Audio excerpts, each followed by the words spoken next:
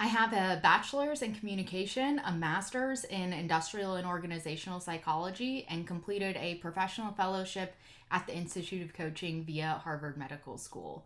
I've been in leadership development for over 10 years. I'm a longtime instructor for LinkedIn Learning and their business library. I also write for Harvard Business Review, and I've served a wide variety of clients, everything from huge global corporations to quickly moving startups to the government sector. My coaching style is very objective focused. So my clients tend to find me in really high intensity seasons where there's a lot going on, like a merger or a reorg. And in those moments, it's really easy to become distracted, and coaching can quickly descend into sort of crisis of the day.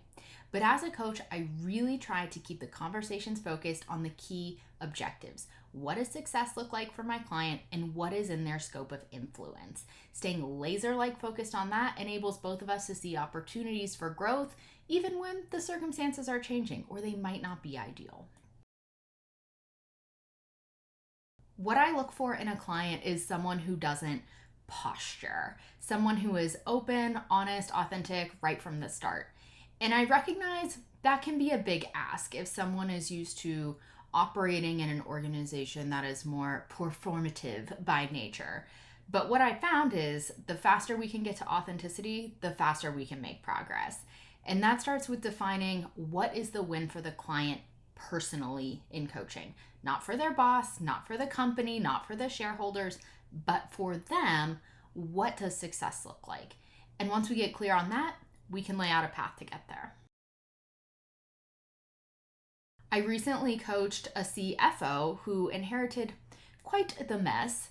She was charged in her first few weeks at the company by her CEO to deal with some performance management challenges.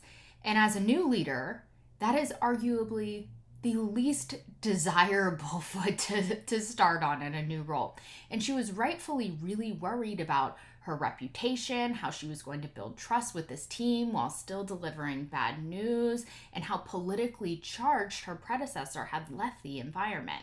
And we worked together a lot on language, what to say, to who, and how to say it. How she could step into this moment with confidence and with clarity while still being human. How she could have challenging conversations that were difficult, that were emotionally charged, and come out on the other side as a leader her team respected.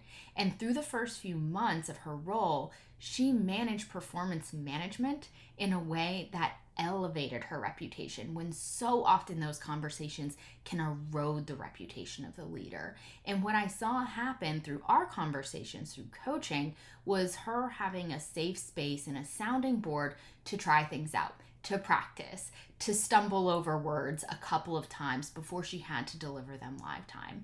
And by the time she did have to have these conversations, she was clear, she was confident, and she was certain that her reputation wouldn't suffer. In fact, it would grow. So that sticks out to me as one of the most successful coaching engagements I've done, because the starting place was really difficult for her and the ending place was dramatically different in terms of emotional tone. I built these bookshelves behind me during COVID. I taught myself with YouTube. Don't zoom in too closely, okay?